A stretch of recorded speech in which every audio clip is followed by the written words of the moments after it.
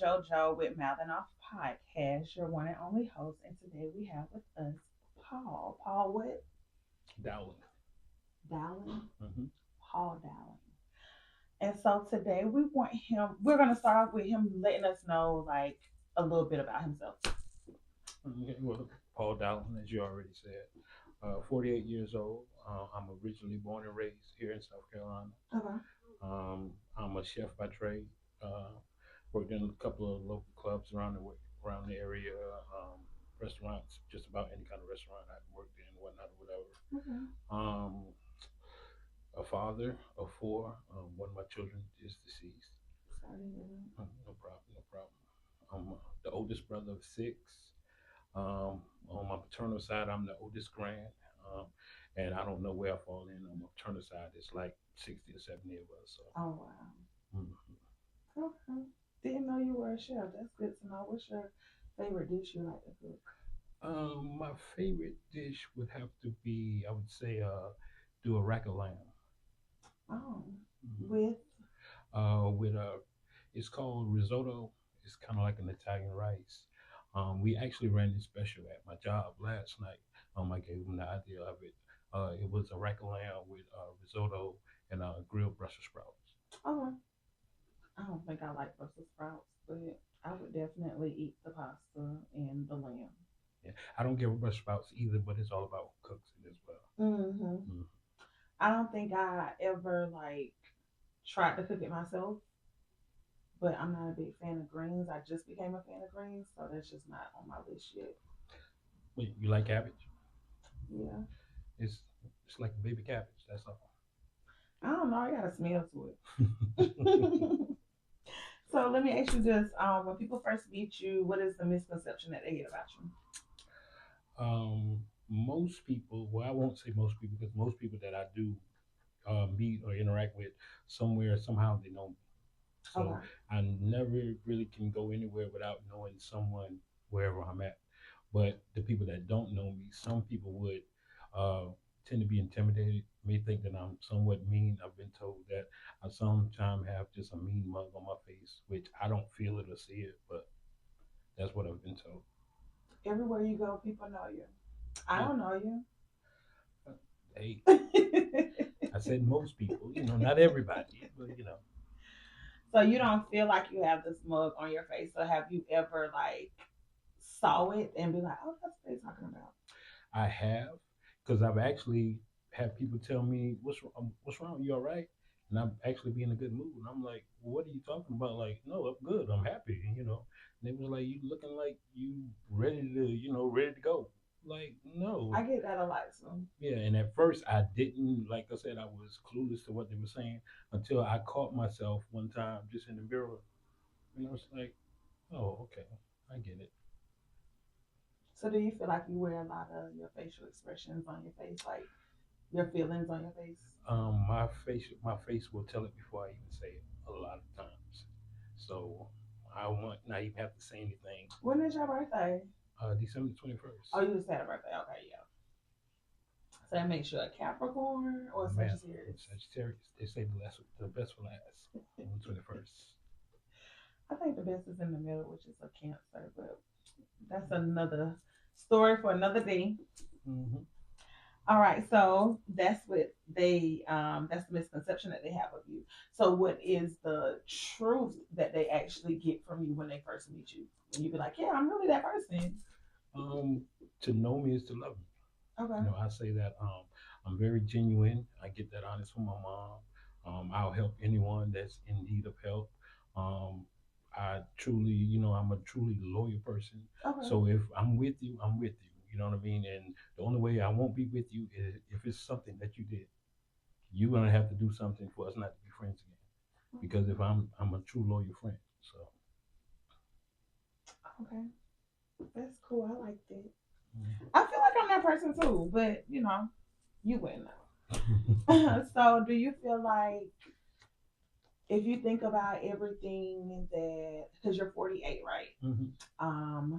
Just looking back at everything, do you feel like because everybody has experienced every type of trauma, well, different types of trauma. Do you feel like you're healed or do you feel like you're healing? I feel like I'm healed, but it's still healing. Mm-hmm. I've been through some very traumatic things. Just last year alone, I had like 5 deaths in my family. Mm-hmm. Close family relatives. My father being the most close out of the five. Um, and it's just at one point last year, I felt like I just couldn't get away from death. And it's just like every time I turned around, I lost 3 aunts last year, a cousin, and like I said, my father. You know, but like I said, I have healed. The most traumatic was losing my daughter in 2022.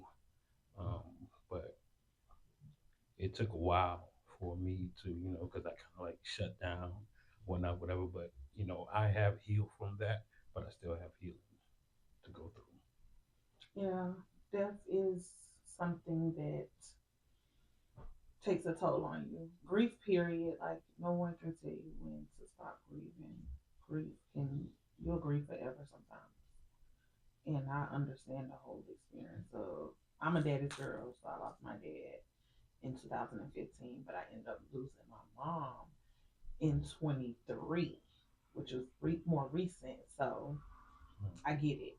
And I will tell anyone to take that time out to heal because you want to grieve properly. And we don't really know what properly grieving is, Yeah. but you have to take some time to yourself to grieve and to heal because you don't want to throw any of that energy off on anyone else that you might be communicating with or seeing on a daily basis or a random person. Yeah, definitely. So I get it. Um, so do you feel like with that, with you healing and you feel as if you're healed but you're still healing, do you feel like there were certain boundaries that you had to set or do you feel like there's boundaries that you need to set when it comes to anybody that you communicate or deal with? Um, well, I'm pretty good with if uh, the energy is not matching or it's not a beneficial relationship that I can easily step away. Okay. And so I don't tend to let people get that much up under my skin to where it actually will react. At one point, I was looking for a reaction out of people so I could actually, the old saying, hurt people hurt people. And so I was just looking for, I'm saying, an outlet to, express and release some of the pain that I was feeling. Like I said, and that's part of me being healed. I've gotten past that. So, like I said, I definitely don't allow people, I'm saying, too much to get that close or that much up under my skin to where they will make me, go off on the deep edge. So do you think that like even when it comes to like family and friends, you still don't feel like you ever had to set like a boundary like, hey, I can't be around them today or I can't talk to this person today? Um, Mostly family and friends. Like I said, I haven't had that problem. It's more so of just outside of people that I don't actually know or they don't know me. And everyone, just goes about their day and doing things however they feel like they want to do it. So once I see that you are kind of like with the pettiness or just trying to get a rise out of someone, because you have people that just go around Mm-hmm. wanting just to poke at people, to make them feel better about themselves. And so, like I said, I've come better with, being the judge of people with that's what type of time they're on. And so, like I said, I just, vacate. I will leave. You got it. You can have it. So are you always serious? Definitely not. I'm definitely a comedian. Okay, That's can I what. get a joke? Because you just seem so serious right now. Can I Um. get a smile or something? Y'all, he's See, so there serious. you go. See, like you be serious, But I mean, not so far as like a comical joke, but I'm just, I'll definitely to be around in my midst of me. I'm definitely gonna keep you laughing. Some people look to me for that joke, just in on the spur of the moment or whatnot, or whatever's going on around, whatnot, whatever. So, Okay. I hear you. All right. So, what is something that you feel like you're way more sensitive about than people would imagine? hmm. uh,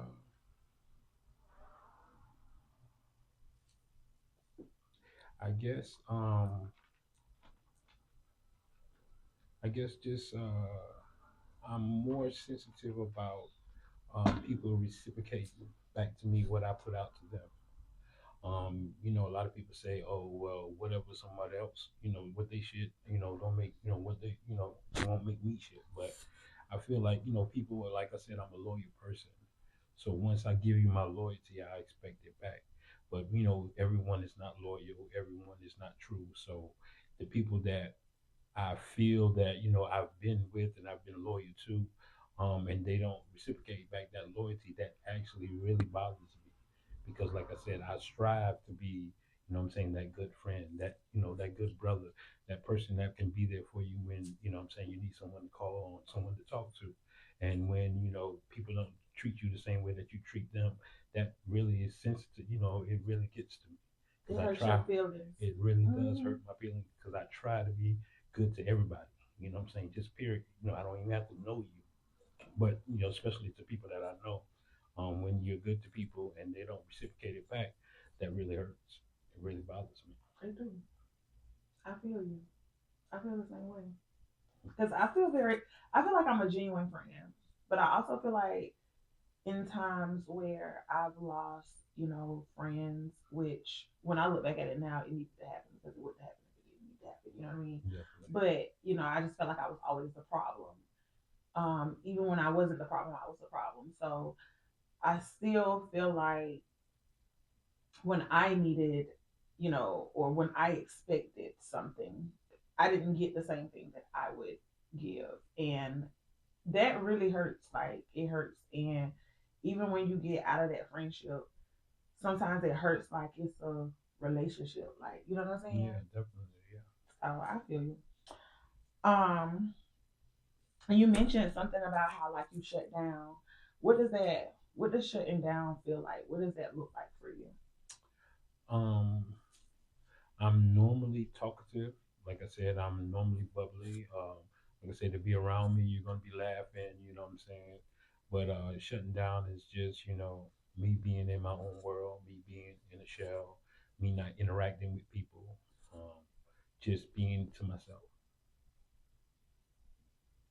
And like doing nothing? Not necessarily not doing nothing, but just doing whatever it may be that I'm going to do or want to do, but just not around. Not in the midst. Okay. So, what is something that you wish men talked about more openly? Um, well, relationship wise, their feelings, how they feel. Most people feel like men they put on a persona that they're a male, they alpha or whatnot, whatever. And you can be an alpha male, but you still have feelings, you know. And so sometimes just like I said about that reciprocating back, putting what you put out, what getting in. Sometimes men don't talk a lot, they express themselves. And so Why is it? I have no idea. Um, I have, You should know. You a man. well, because I would say I have been that man before, but a past relationship, I learned that because she was so expressive and explaining and telling everything, and she taught me that. And so, like I said, I don't know why that men don't express themselves. It's just like if you don't know something, how would you know unless you ask a question? All right. I You agree. know what I'm saying? So, do express yourself, or if you want a difference or a change in a situation, if you don't express, what's not working for you, what you don't like, what you do like, what you would like to happen, how do you expect for change? I agree, which is why I want to know why you men don't say it. I don't know. Do It's y'all think we're mind readers? and apparently it seems as if I mean I don't know. That's I'm a man like you said, but I don't know why men do that. Like I said, I once did used to do that, but and I never had a reason for it. Like It just seemed easier or something. somewhat. You don't feel like you got more lip. when you got quiet. The more quiet you got, the more And left you that was got. the great thing. You would think that you wouldn't get, if you shut down and you're not talking, you left it alone. You would think that the other person would as well. But women tend to. Why did you think that I, though? Because if we're looking for someone to communicate back, we're gonna get upset if you don't say anything. And we've said a whole paragraph and you feel like, okay, it won't why? happen again. That's it. Yeah, with no, what I'm Need saying, something emphasis. else. Yeah, you need to let what's not going to happen again, or what are you going to do for it not to happen again? Right. Absolutely. But So you feel like you're that way now? yeah, You speak definitely. more now? I definitely speak more. I express myself. If it's something that I don't like that's going on, I'm going to wait for a second to see if this is starting to become a pattern, and then I'm going to express, hey, I've noticed, that you've been doing X, Y, Z, and I don't like that. You know what I'm saying? It makes me feel like this, and this what it has me thinking. Was it got it going in my head? So like I said, I express myself to let the other person know how I'm feeling, what I got going on, and where I'm at with it. And so basically giving you, hey, this is what I don't like, this is what I do like. You know, I would appreciate if you did this way. It would make me feel a little bit better in that situation. And then it's up to the other person, to look at it and take it in and do I feel you. I guess. better. So with that being said, what lesson do you feel like you had to learn the hard way? um, just like well, with that same relationship, I had to learn the lesson of losing someone to actually get it. The whole time I got it, I kind of was privy to it, but for some reason I still just wanted to do it my way, and it took me losing someone to be like, you know what, now I get it. Her her main message that she used to preach was not to be selfish, but to be selfless. Mm-hmm. And I didn't understand that, the things that I did or were doing, I was actually really being selfish. You know what I'm saying? When she was being selfless, and I had to learn that, what was the definition and, the actions of being selfless, and so, Okay. So, do you think that maybe you could get that back? Would you want that back since you learned from it? what about that relationship? Mm-hmm. Oh, no, she's married now. Oh, okay. Well, we're not gonna do Yeah, that was 5 years ago. Yeah, that was 5 years ago. that. Oh, okay. So, are you single? Yes, ma'am. I'm Why single. is that? Um, just doing the work on myself. I couldn't be in a relationship, unless I was healed myself. Like I said, going through my trauma, my pain, and whatnot, or whatever. And it wouldn't work, with me bringing that baggage. So I had to do the inner work on myself, build my relationship with God, stuff like that. And like I said, That's definitely important. Please, please, please, please, please build that up. I'm a, build yourself up, work on your inner self. I agree with that wholeheartedly. And everybody don't believe in a higher power, although I do, and I'm a believer.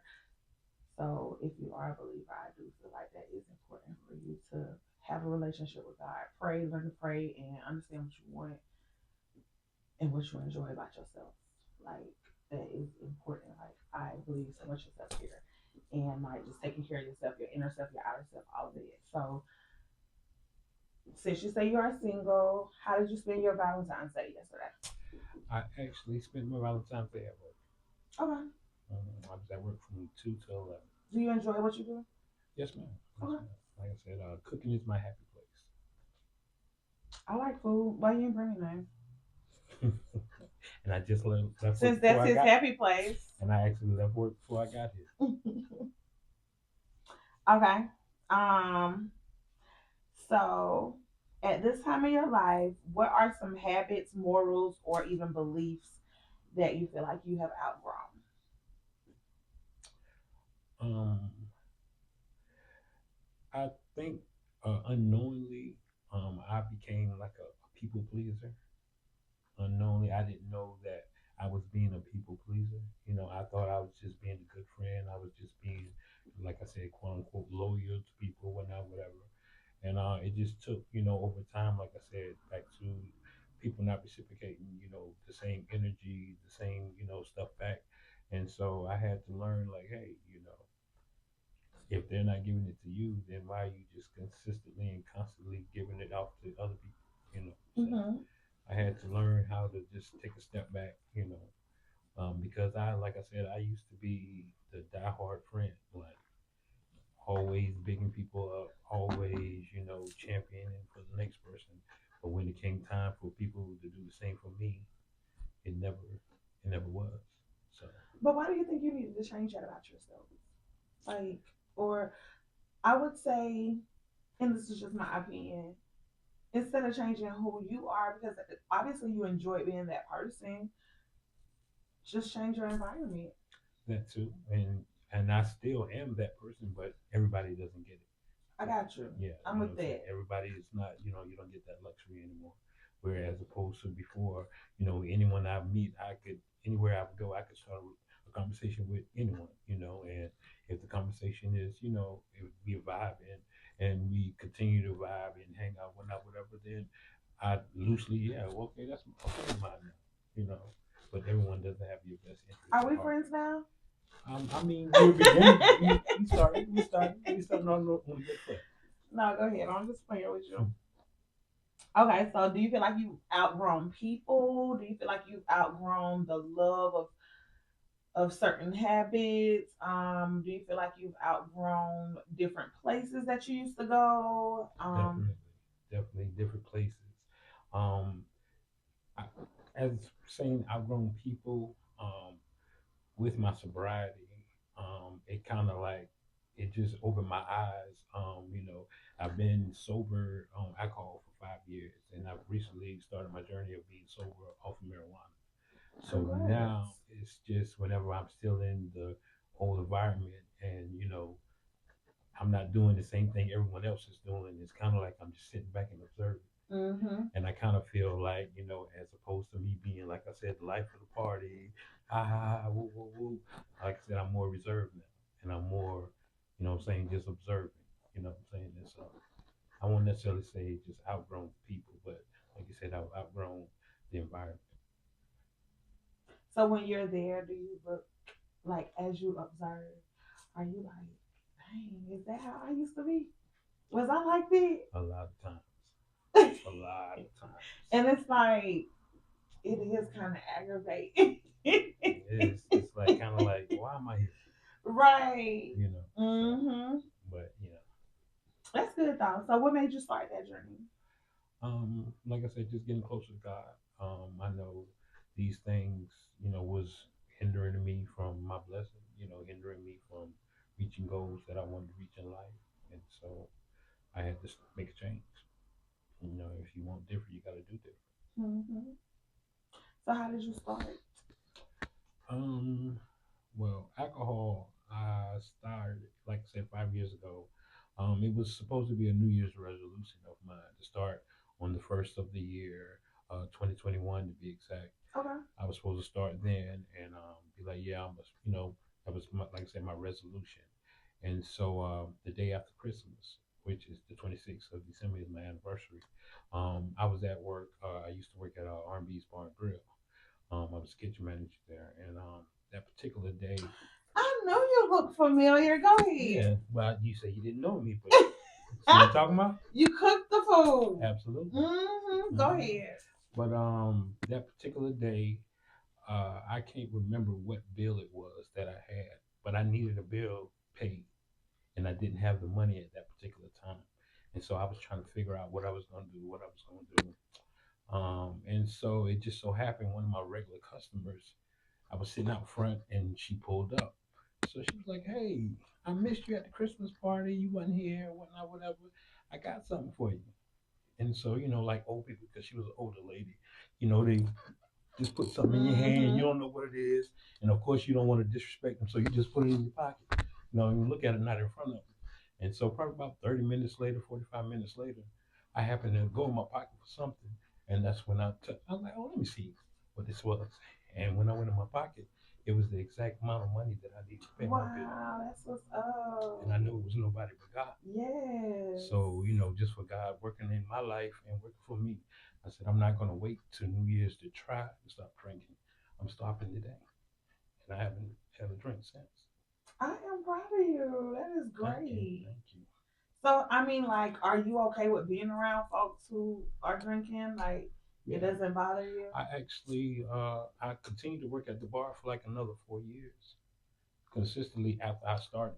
And it was always, at first, customers want to buy you drinks, bartenders, because I used to get bartenders to bring me drinks in the bag all the time. It wasn't a problem. And, customers always, come on, man, I'll buy you a drink. And, nah, bro, I don't drink. I don't drink. And after a while, people stopped asking me because they seen that I was serious about it.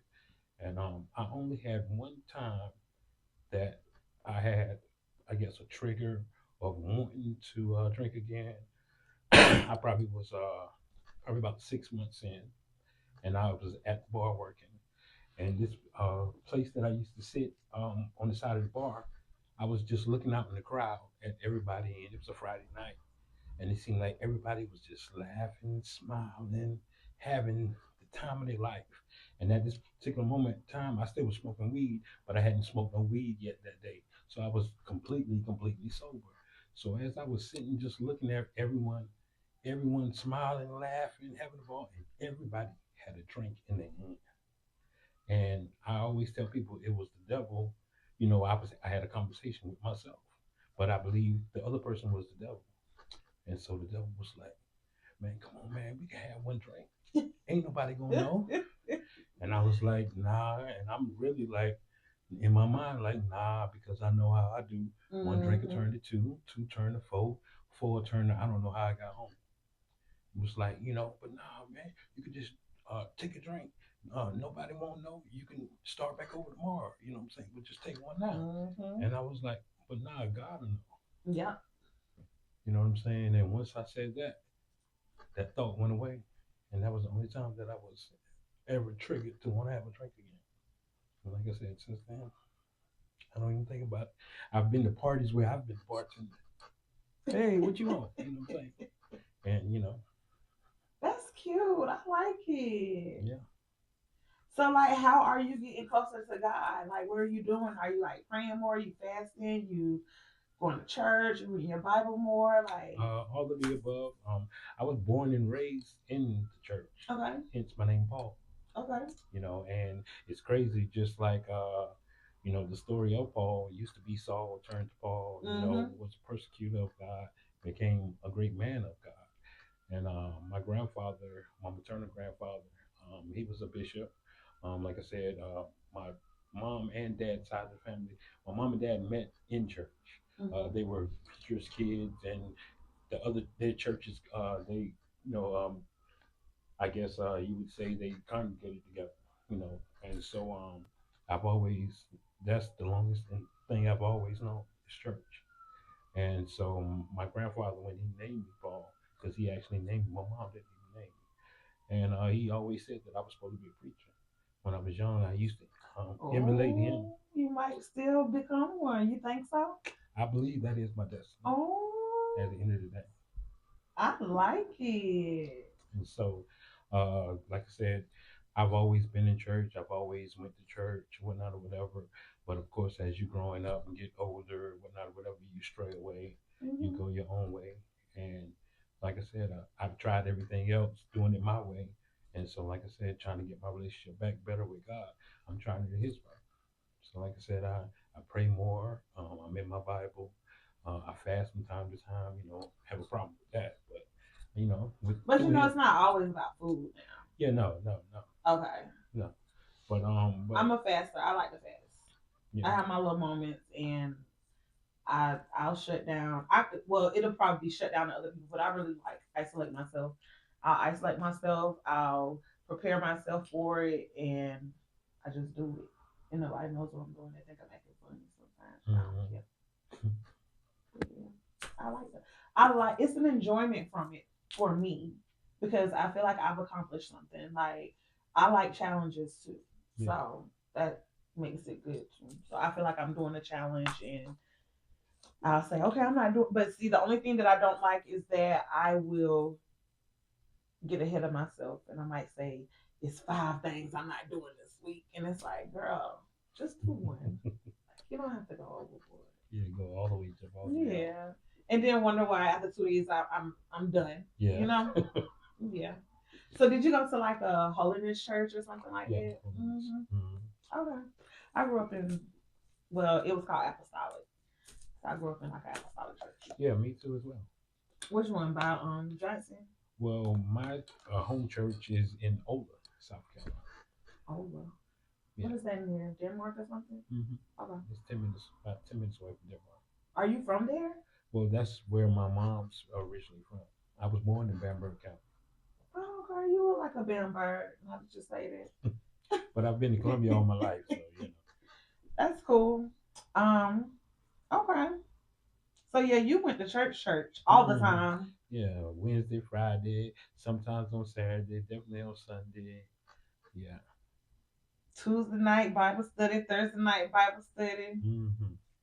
See, we used to have Sunday school, Sunday service, and night service on Sundays. Well, the night service was every now and again when it was something that was going on, but yeah, Bible school and Sunday service. Yeah, you go in like 10 o'clock that morning, you get out about 4 o'clock that afternoon. Not 4. Mm-hmm. No, we at least got out about 1. No. 1:30. But that's probably because we are definitely gonna have church at 7:30 that night. See, they're trying to give y'all a little break. I used to see my daddy was a deacon, and he used to be big on going to church, and I used to be like, oh, I got homework to do. I gotta stay home because I got homework. That ain't last long. Yeah. So I started playing sports. So I gotta go to practice, just something so I could not go. But now, like, I get it. You have to have that relationship. And when I pray, I always like thank God for my parents, like for giving me the parents that He gave me. Absolutely. And for them being like, true to Him and knowing Him and like introducing Him to me to know that He's real, like to have faith and all of that. Like I pray that prayer every single morning because I don't know if I would have known Him, like, or when I would have known Him. You know what I'm saying? Yeah, or if I would have had faith, or. And I was just talking to my niece yesterday. I was like, we was talking about TikTok and how social media getting paid on there and stuff like that. And I was like, why were we raised with so much morals? Like, we had to be so moral raised, but no, like we had to be private, like modest. We like everything. Like we couldn't wear jewelry, couldn't wear earrings, couldn't have no holes in your ears, no pants, no pants. Yeah, you wasn't even supposed to play sports, but Yeah, technically, yeah. I remember we didn't celebrate Halloween or Christmas. Well, we did celebrate Christmas, but especially Halloween. Like I never younger got to go trick or treat to get candy. I've never seen a tree in my house. Never had a tree in my house. Or like Christmas decorations. None of that. But now did we have a dinner for Christmas? Sure. Yeah, but presents and all of that, no.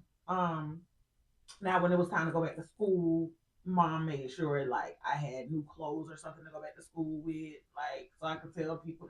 That probably wasn't it. That's probably my perception of it, but like because she didn't care what people thought, but I just like okay, well somebody said what you got for Christmas.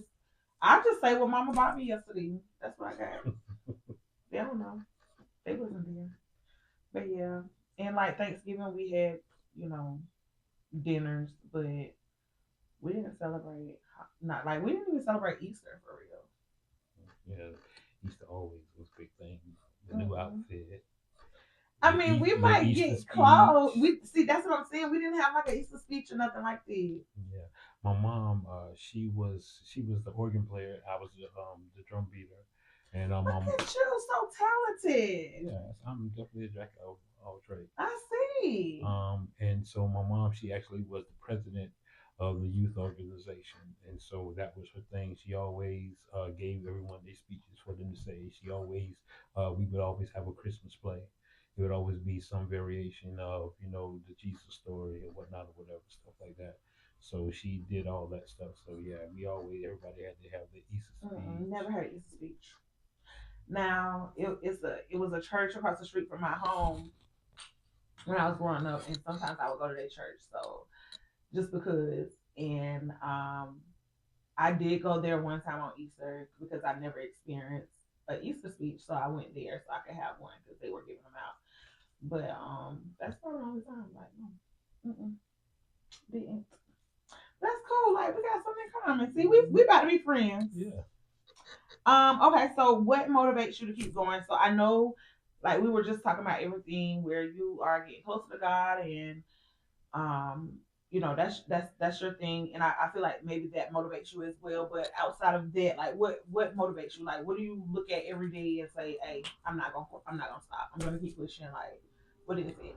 Um, just like I said, just seeing the results of stopping doing it, and just seeing, things opening up for me and realizing the change and the benefits from the change. It's like I would be fooled to go back and do the same thing over. So you see doors opening for you. Yes, ma'am. You see blessings. Yes, ma'am. That's what's up. Name one. Uh, I would say definitely getting closer to opening my own business. When my daughter passed, I was already, moving toward that. I actually had a following online on Facebook, whatnot, whatever. People would literally come to the club just if I was working to cook. But with my daughter being murdered, what I'm saying? Oh no. Yeah. My daughter in 2022, the shooting at USC um, downtown. It was a house party, and rival gangs was in. It was a party. I think it was promoted over Snapchat, so it was a little bit of everybody, anybody there. It was rival gangs in the party, and they started shooting inside the party. Oh, I don't think I heard of it. Yeah, I'm sorry to hear it was this. really big. Actually, Leon Lott actually played the video on the news of the people running as they were just shooting down the hall, and 5 people got shot. Wait a minute. I think I did. I think I did hear about Yeah, that. I think I awful. did. Yeah, it was at the USC apartments downtown, right behind Twin Peaks, downtown off of Gervais, and 5 people got shot, but my daughter was the only one that passed. Oh my. Oh, I'm so sorry for that. Mm. So do you feel like that's one of the moments that made you look at life different? Um, yeah, definitely. Like I said, it was crazy because, like I said, I had talked to her on the phone probably like 2 hours before. She actually called me for some gas money to go to the party. And I told her to come to the job because she was at my mom's house, which my mom probably stayed like 7, 8 minutes away from the club. But for some reason, she didn't want to come to the club. So I was like, well, I don't have no money on Cash App, but I was like, but I got cash. And I was like, well, I'll find somebody in here to Cash App me the money, and I give them the cash, and then I'll Cash App you. And the first person that I tried to get to do it, she was like, Paul, I don't know why, but my phone, my Cash App acting up. It won't let me send no money. So then I had to go to another person, and he actually sent me the money, and so I sent her the $20, and what I'm saying, and probably I want to say, like I said, 2 hours later, I just happened to be standing outside, and I saw her mother walking up. And so I thought her mother was about to come trip on me or something with my youngest daughter, because I had just been with my youngest daughter that day. And I was like, oh, Lord, is she about to you know what I'm saying? Because, my daughter's mother, like, we had a very bad relationship, whatever, whatever. And so for her coming to see me, it definitely had to be some BS, you know what I'm saying? And she just walked up and she was like, Paul, listen to me. She was like, Jamaica's been shot. She's at the hospital. They just kicked me out of the hospital. I need you to go see about our child. And I'm like, well, what are you talking about? I just talked to Jamaica on the phone. And she was like, okay, listen to me again. Jamaica's been shot. She's at Richland Memorial. I need you to go see about our daughter. And it was just like, my heart just dropped. And I immediately, it just so happened the owner was on the patio outside, and so I just immediately was running inside the building to grab my stuff. I got to Richmond Memorial like 5 minutes, Mm. and they wouldn't let me in because it was a shooting situation, so they don't let anybody. They locked down the They hospital, lock it down. and so I just sat in my car, and actually my girlfriend at the time, she was out of town, but her cousins was at the club, and two of her cousins, a guy and a girl, they followed me to the hospital. And so they just got in my car and we just sat in the car waiting for the people, to text me because they got my number to let me know what was going on or when I could come in. And one of the five people that got shot was my daughter's friend, but she only just got shot in the butt, so she was perfectly fine. And she was actually keeping in contact with my youngest daughter and with my kid's mother, letting them know what was going on. And so she was calling me, letting me know, hey, they said she just went to surgery. She just got out of surgery. They saying everything was good. At first they were saying that she got shot 5 times, Mm. but come to find out it was only three. But I finally got the call, the text for me to go in, and before I walked in, it was a lady. She was some kind of director. She actually was the one who made my kid's mother leave off the premises because she was wild. Because she actually made it to the scene. Um, One of my daughter's friends called her, so she made it to the scene when they were putting my daughter in ambulance. And so they wouldn't let her get in the ambulance. They told her follow the ambulance to the hospital, and once she got there, then they wouldn't let her in. And so she showed up behind like a mother would. And so they was like, ma'am, you got to leave or we're going to take you to jail. And so that's when she came and got me. And so when I was getting ready to go in, the lady was like, where's her mother? And I was like, her mother is home. She was like, how long did it take for her to get it? And I was like, maybe 10, 15 minutes. She was like, well, call her mother and tell her mother she can come back up here. And we sat, they took me in the room. And when I went in the room, it was a guy that was already in the room. A black guy. I didn't know who he was. I'm thinking he was part of somebody else, something, whatever. But come to find out, he was a clergy. No. Yeah, he was just in plain clothes, but he was a clergy. So she arrived, and we waited, and then it was about 6, 7 doctors came in, and they started talking, telling us what happened, whatever. And I guess the phrase that they used was she succumbed to her injuries. Mm-hmm. And when her mother heard that, I guess she was privy to it, so she just yelled out and left out the room. But I didn't understand. Like I was like, help me understand what you're saying. And they was like, she didn't make it. And so, like, I really couldn't breathe. I couldn't breathe. I thought I was about to pass out. Um, One of the clergy guy and one of the security, they was like, bro, you got to calm down. You got to calm down. And it was, I've never had a feeling like that in my life. Never had a feeling like that. Mm-hmm. But I do know, by the grace of God, there's a way that I was able to get through it. I don't know what to say.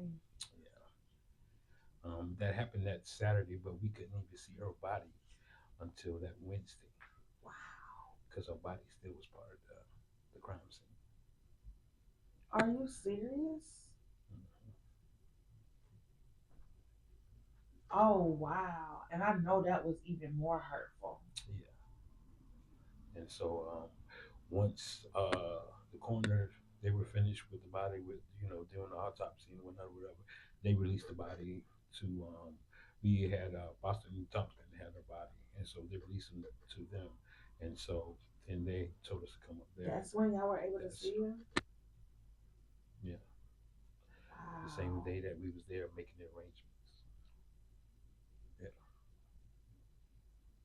Oh, I'm so sorry. I'm so sorry. We're gonna get off that subject because I don't even really be knowing how to respond to stuff like this. Mm-hmm. But I'm glad that you are doing better. You look like you're doing good. Yeah, I'm definitely in a better place. They offered counseling, At first, I was like, well, I told them, I was like, well, I know I'm going to need it, but I don't need it right now. And so, like I said, I'm in the process of getting that counseling and stuff like that. So, like, that's helping even more. So you are in counseling Yeah, now. I've Okay, just started that's doing good. counseling. Yeah. How many sessions have you done? I've only did one so far. Like, I'm very new to just start. Oh my goodness. Yeah, so that's why I said I'm healed, but I'm still healing because Yeah. it's still, some other things, I guess, that, the therapist, that's why they get paid how they get paid because they know what they're doing. So they know what questions to ask Well, to I pull will out. tell you this: if you don't feel like you're getting anywhere with that therapist, find you another one. Yeah, Sometimes you do go through more than one. I've been told that by a couple of friends Mm-hmm. that have went through counseling. It was like make sure you with a counselor that you're comfortable with, and you actually feel like because they say you'll feel Mm-hmm. that they're actually You will. pulling out whatever it is that they need to pull out. So And you're going to open up, you're going to be honest, because if you find yourself not wanting to be honest, then that's probably not it for you. Because that's what you want. That's the ultimate goal when it comes to, you know, therapy. You want to be open and honest. mm, That's the only way they can help you. yeah, So yes, I'm proud of you. A brother going to counseling. just I love it. yeah. It's always been so taboo in our as black Mm-hmm. people, like oh that's a white people thing, but no, it's a trauma person thing. If you Yeah. have trauma, like you need to go talk to someone, about what it is that you got going on. And honestly, so I went to counseling before, and I actually went to school for counseling. So I've been on both sides. The thing about it is, people have to know that no matter how healed you think you are, wounds are going to open up again, Hmm. and you're going to go through it all over again in counseling. But it's more so expressive, Yeah. and while but don't let that discourage you because it discouraged me. I'm like, I don't want to talk about that no more. Like, I'm not going back. I don't want to talk about it no more because it ain't helping me to keep talking about it, but it is helping you to keep talking about it. Yeah.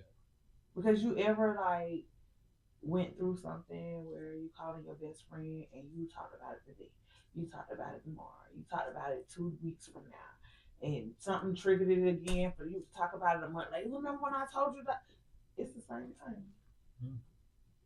So yeah, don't let it discourage you. That's just you know a little piece of advice I want. I'll definitely keep that in mind. So now we're gonna mouth off because we're coming to an end. I need you to mouth off and let me know what happiness looks like to you. Happiness, I would say happiness is definitely a close relationship with God. Mm-hmm. Um, I know I yearn that I do want to get married. So eventually, whenever I find that one, because I do believe I only want to get married one time. So that's why I just, I definitely got to know that that's going to be the one, for me to actually give someone my name. But I do say happiness is me having a wife. Um, I don't need no more kids, so I'm good on that behalf. What if But a kid come out of the marriage? hey, I would not have a problem with Oh, that. okay. But other than that, yeah, no, I'm good on kids. But yeah, just me accomplishing my goals. That's happiness to me. And just me being the best me that I can be.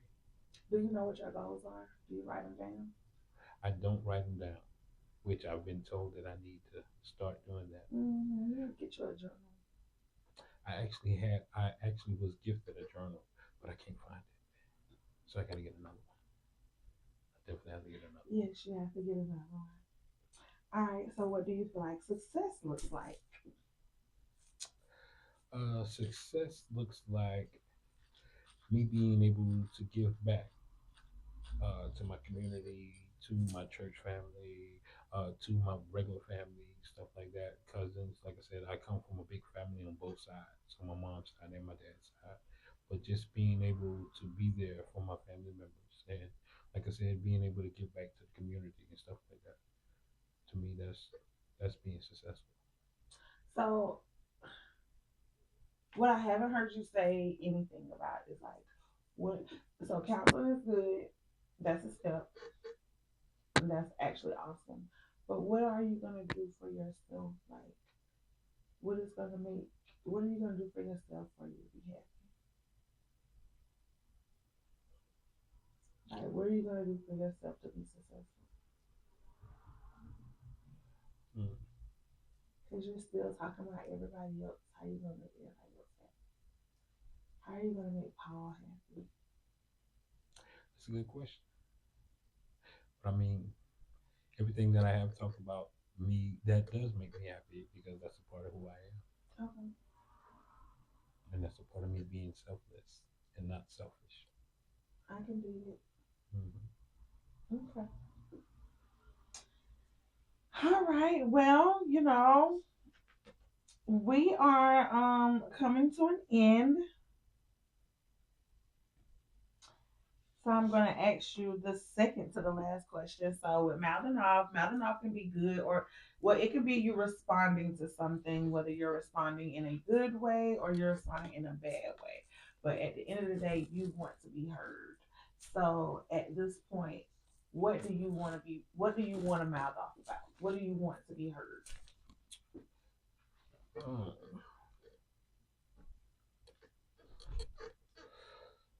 I would say,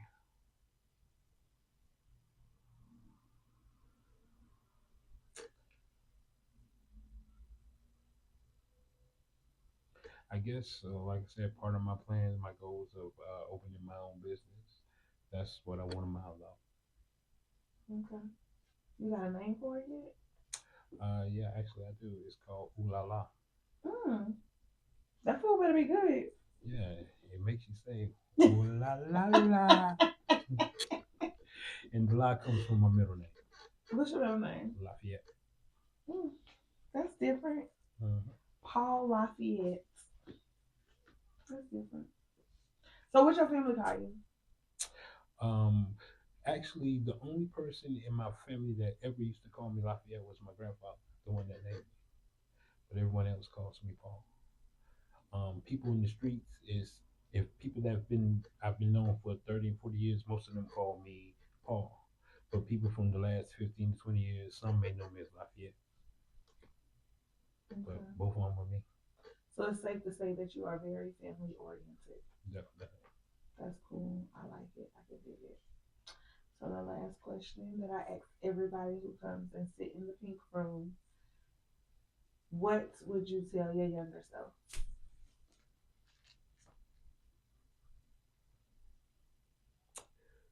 To follow your dreams. Um, Definitely keep God at the forefront, like I've always been taught. Like I said earlier, I strayed away from that. Like I said, we would drive. It was like a hour and 10-minute drive to our church. But my mom and them consistently every Sunday, and like I said, different services. But I would definitely tell myself to not stray away um, from that I was taught. I caused a lot of problems and things on myself. You know what I'm saying? Because I didn't follow what I was taught, and I now know that I went through those things. Just for that to wake me up to show me who God really is in my life. All right, y'all. Y'all already know what mine is. Continue to stand on business. I will always tell my younger self that whatever your morals, your beliefs is, don't let them go for nobody. Like they're yours. And we're coming to an end. Thank y'all for tuning in. You could have been anywhere in the world, but you was here with me and Paul. Mm-hmm. And in about 6 months to a year, look to see Pastor Paul because he gonna be appreciative. But I do appreciate you taking out time of your day to sit in the pink room with me and my dog And I want y'all to continue to follow, share, subscribe, like on Instagram, YouTube, TikTok, Facebook, and IG. And we are out. Thank you. Peace. Peace.